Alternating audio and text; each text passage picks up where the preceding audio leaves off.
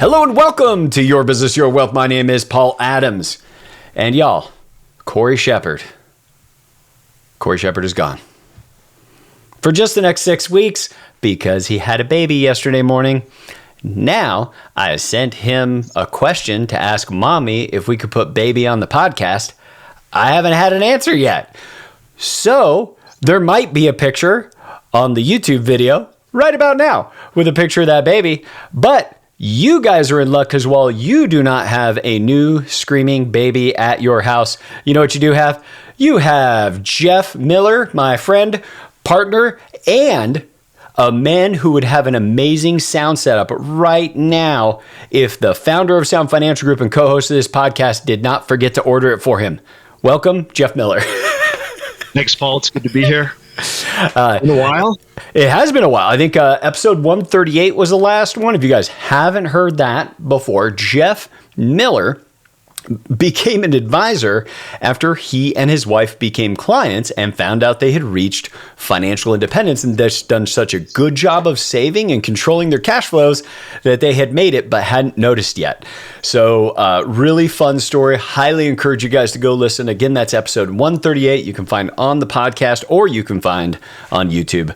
And the link will definitely be, it's either in the description or go to the page for this episode and you're going to find that. But Jeff, we are here to find out something incredible today, which is, am I going to lose my job as a financial advisor? Is Sound Financial Group going to have to fire its founder because we no longer have need for financial advisors? Why do we not need financial advisors anymore? What's replacing them? Well, there's this AI tool called Chat GPT and other tools out there that purport to do the similar thing.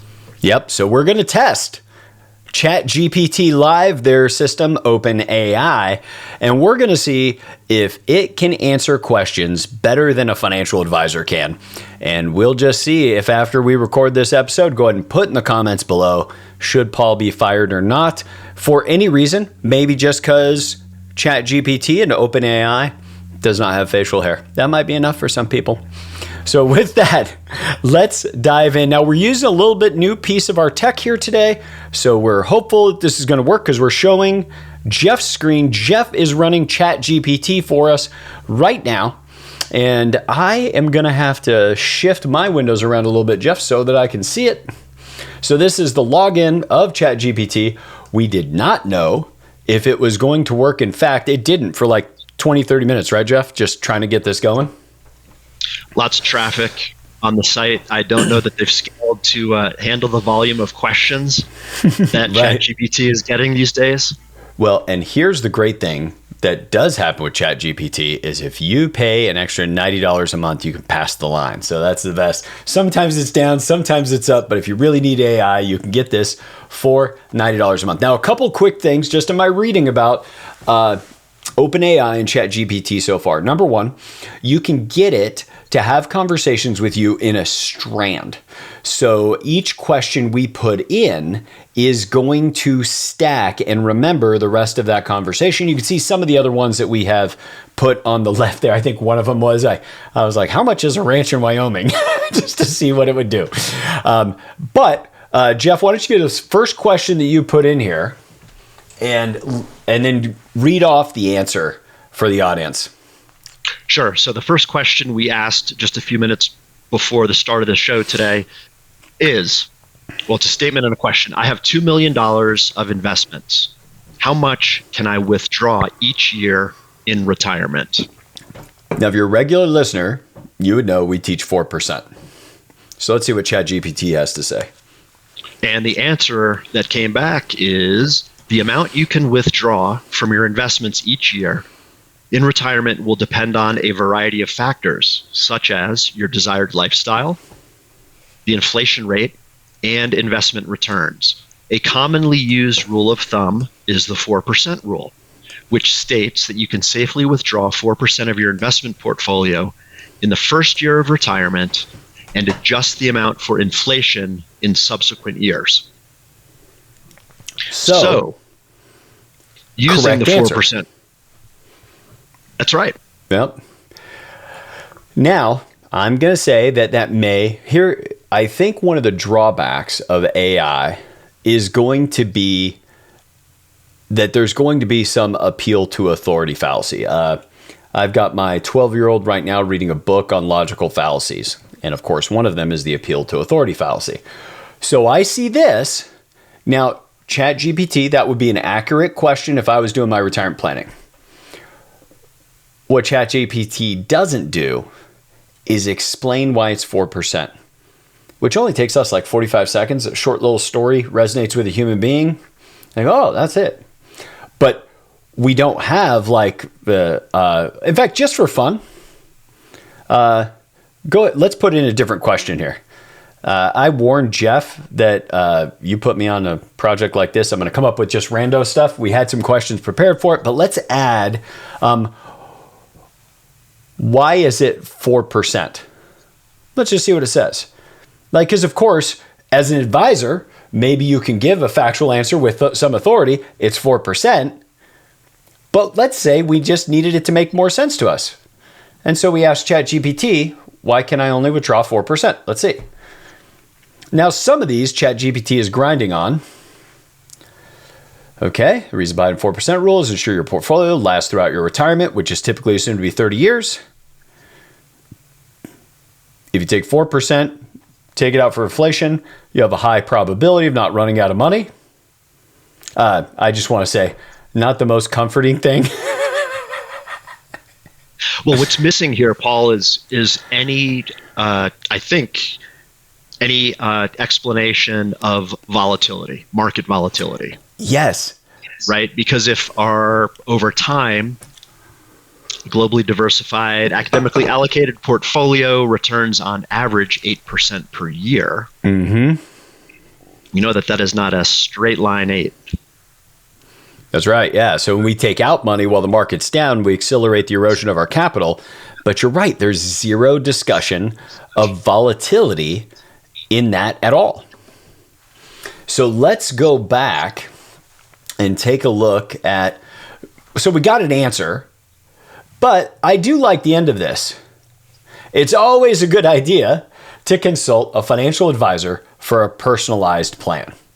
So thanks, Chat GPT. A little tilt to the advisors. And right here, when I do this, we're going to have the video team put a little sparkle in my wink and then go ding. And I say leave that in where I just told them that so that the audience knows how we do our editing.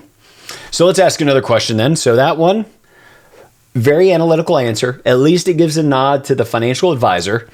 Let's see. What's the next question we had lined up? We were going to request a response from one of the popular financial entertainers. Oh, yes. Creators. Yes. So go. Let's do it this way. Can you answer both of those questions as Jim Cramer? All right. So now, can you answer both these questions as Jim Cramer? As an AI language model, I don't have personal opinions or emotions, but I can try to imitate the speaking style of Jim Cramer when asking your questions. Jim Cramer would probably say, listen, the 4% rule is a widely accepted guideline that's designed to help you ensure that your money lasts as long as you do. It's a conservative estimate that takes into account a variety of factors like inflation, taxes, and market fluctuation. I don't know how good of a Jim Cramer I do. But here's the thing. At least they got some of his stuff in there, like nest egg and long haul. Like they got a few of his lines. $2 million, great start. It's important to remember, it's just start. Solid plan, managing your investments. That's why I always recommend, even Jim Cramer, as played by AI, says work with a financial advisor. So far, looks like I'm not losing my job. The AI has at least twice, and once while acting as Jim Cramer, said you should work with an advisor. Okay. Let's say, let's ask that long, complicated question. Do you have that one handy about I'm a 45-year-old and I've got this much money? Let's ask an actual financial planning question that could elicit a certain amount of help. Because I have a theory that I'm working on based upon some of our other things, is that the problem with Chat GPT is it's never going to have the ability to advise those of you in the top 1%. And the reason it can't advise people in the top 1% is it does not give us knowledge that's particular to your level of income or your level of wealth. Because most of what the AI is going to pick up is everything that is on the internet, and most of what's on the internet is targeting the greatest amount of people, which are below 90% of household income. So we're going to find that very much what Chat GPT gives us is the common sense. So we're asking, I'm a 45-year-old man married to a 45-year-old woman. We have 2 kids. We have 2-year-old twins. I make $400,000 a year, max out my Roth 401k, and I put $80,000 into a savings account last year. Can you build me a retirement plan? Show me exactly where to invest $80,000 a year to have a comfortable retirement. Now that seems like a pretty straightforward question, all math. And here goes Chat GPT. Okay, the first paragraph appears to be all just kind of general stuff. It's like a definition of a retirement plan, current income, expenses, debt, and future goals. While I can provide some general guidance, man, Chat GPT is the best financial advisor marketing I've ever seen. Like, Dave Ramsey doesn't even say every time after he says something, go talk to an advisor. So best to work with an advisor, create a personalized plan that takes into account your specific financial situation and goals. Then you want to walk us through that general framework, Jeff? Yes. So Chat GPT says, number 1, determine your retirement goal, establish a target retirement age, and determine the amount of income you will need in retirement. This will help you determine how much you need to save each year to reach your goal. So working backwards from the ultimate amount of either spending you want to maintain during retirement, or what is that nest egg that you're aiming for. Mm-hmm. Make sure you're contributing the maximum amount, even though we already said that. Maximize employer-sponsored retirement plan contributions. If your employer offers a 401k or similar plan, make sure that you're maxing out each year. Diversify your investments. Consider a mix of stocks, bonds, and other investments to help manage risk and maximize returns. A financial advisor can help you determine the right mix for your goals and risk tolerance. I would agree 100% with that statement. And number 4, consider other savings vehicles. In addition to employer-sponsored retirement plans and your savings account, consider investing in an individual retirement account, an IRA, or a taxable investment account. So far so good. And what I think is it really points out is so far so good, so far so general, so far so current, far, totally so generic. far so generic, common financial advice. So far, we haven't done any better than the journalist writing about financial topics that doesn't know anything about you. So far, ChatGPT is doing the same job. I got kind of a fun one I think we could do. Just do this. Type Paul Adams. Actually, write a 250-word article. New chat or no? Let's leave it right in here. We'll leave it right in the strand. See what it does. A 250-word article on Paul Adams. Yep, about Paul Adams, who founded Sound Financial Group. I'm not so famous we could just put Paul Adams, who founded Sound Financial Group and hosts Your Business, Your Wealth.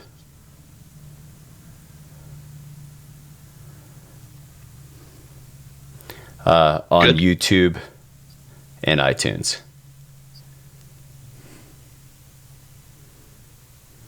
Let's see what it does. I'll read this one because I think I'm going to enjoy it. Paul Adams is a well-known name in the financial planning industry. He is the founder of Sound Financial Group, a financial planning and investment management firm, and the host of Your Business, Your Wealth, a popular podcast on YouTube and iTunes. Paul's expertise in personal finance and investments has made him a sought-after speaker and educated. He has dedicated his career to helping individuals and businesses make informed financial decisions and achieve their goals. Through Sound Financial Group, Paul provides a range of financial planning services, including retirement planning, investment management, tax planning, and estate planning. In addition to his work at Sound Financial Group, Paul has built a strong following through his podcast, Your Business, Your Wealth. Each episode features in-depth discussions on a range of financial topics from investment strategy to retirement planning. Paul's engaging and approachable style has made him a popular voice in the financial community, and his podcast has become a must-listen for anybody interested in personal finance and investment. So far, Chat GPT nailing it. Let's see what they're attributing Paul's success to. Paul's success can be attributed to his passion for clowning on other popular financial... Just kidding, it doesn't say that. Attributed to his passion for financial literacy and his commitment to helping others. He has a deep understanding of the financial industry and is able to translate complex financial topics into practical, actionable advice for his listeners and clients. Whether through his podcast, speaking engagements, or financial planning services, Paul is dedicated to making a difference in the financial lives of others. In conclusion, Paul Adams is a leading voice in the financial community known for his expertise in personal finance and investments. Through Sound Financial Group and Your Business, Your Wealth, he is helping individuals and businesses make informed financial decisions and achieve your goals. Best bio ever. Wow. Miranda, throw that right up on the website. Written by Chat GPT. I just want to end the episode now because that made me so happy, but I got more questions for Chat GPT while we're here. Fire when ready. How much would it cost for me to live in an RV and travel the country? How much would it cost monthly to live in an RV and travel the country with a family of 5?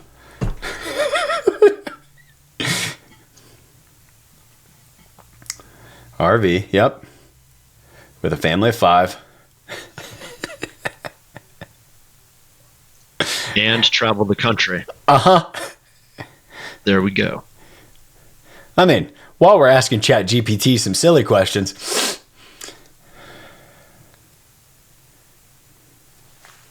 here's some main expenses. So again, it's all generic. It's not like it's doing a quick research project and giving us a sense of what it would be. It's just like, here are the things to think about. Now, that could be you. Oh, here, it finally gave us a $2,000 to $5,000 a month, depending on our situation. That was more than I thought it was going to give us. Well, what's missing is any question back, right? Like, there's no interrogation of your specific situation. Well said. Right? It gives you a bunch of generic responses because there are so many variables. But it's not asking you, Paul, well, how big is your RV? Do you have have you financed it? Do you own it outright? All these types of things that are uncovered in a dynamic conversation, person to person. Let's ask this. Let's ask it for a rule. What is a good guideline for how big of an umbrella policy I should have? We asked it about an umbrella policy in some testing earlier, and it basically gives that generic just get $1 million. Doesn't ask you what your net worth is. Doesn't give you any rubric of it should be, 250% of your income or 10% more than your assets, like we teach clients. Okay, let's see what it tells us. Now, I think it's still going to give us that same generic info it gave us on the other one. So I got to tell you, Chat GPT does write a little bit like a 5th grade student that's trying to use up space.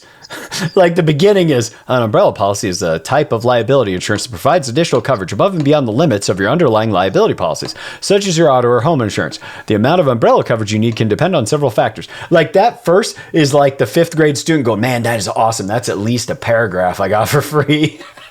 Right. The reason why I'm writing this this report on what I did for my summer vacation is because the teacher asked me to do that, and I'm hoping to get a good grade here.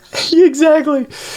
So it gave the same. So that's very telling, is that ChatGPT basically gave us this same question, even though first time was with no information about us as the client, how much umbrella should I own? And it basically gave us the exact same answer as what is a good guideline of how big of an umbrella policy I should own. And it's almost word for word. So here is, I think, the conclusion that we can make about Chat GPT and how it might affect our finances.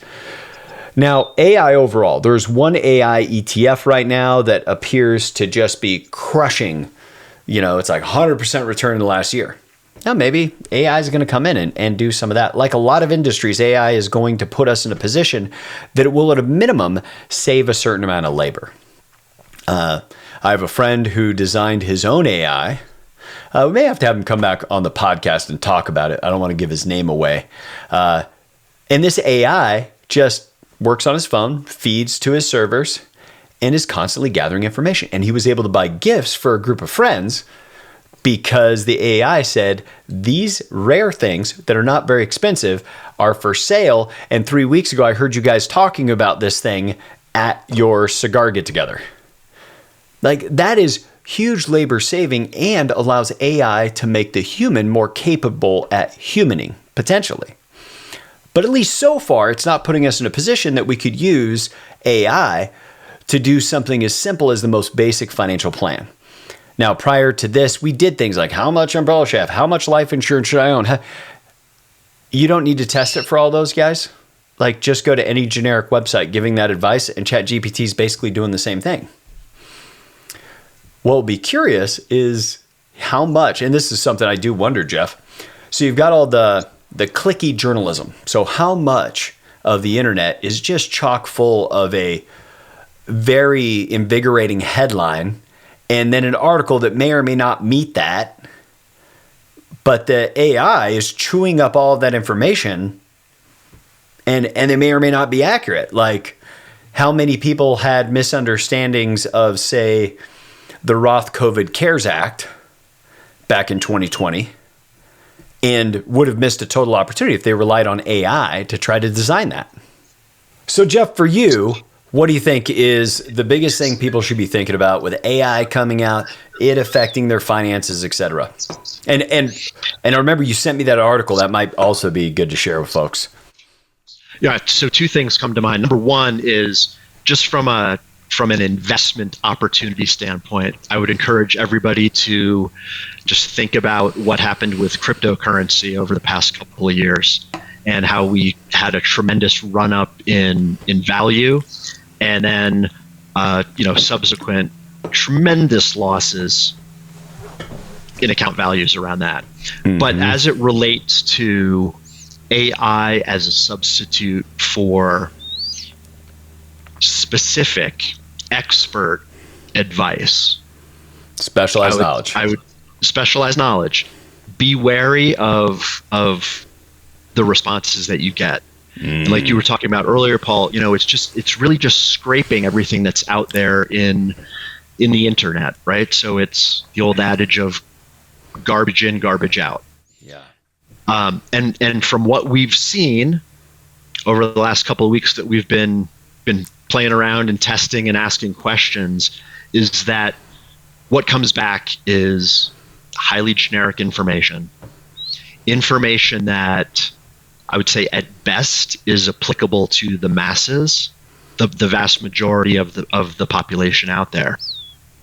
And the folks that we typically engage with and help and provide the most valuable help to are not average individuals, not average households. They're highly successful business owners and folks in the corporate domain.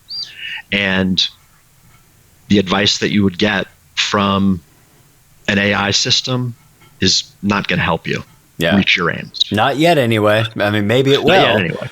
But I think that's great what you said there, and what a great note for us to end on is to be, I think, use the term wary, but I would say you should, if something sounds interesting that you typed into Chat GPT around how to handle your finances or investing or any of that, probably one of the best things to do is to do the similar kind of research you would if you had just read an article about something. Check and make sure it's factual. work with your advisor or coach. I mean, even Chat GPT, OpenAI, the most sophisticated public conversational AI in the marketplace, every time we asked it a financial question requiring specialized knowledge, it always said, find a professional with that specialized knowledge. I don't think that's a mistake of ChatGPT. It is a big fat CYA because they know it's not going to give correct advice on things like that. And that's why when you register for an account, it walks you through all the things you should be suspect of what the AI will tell you about things.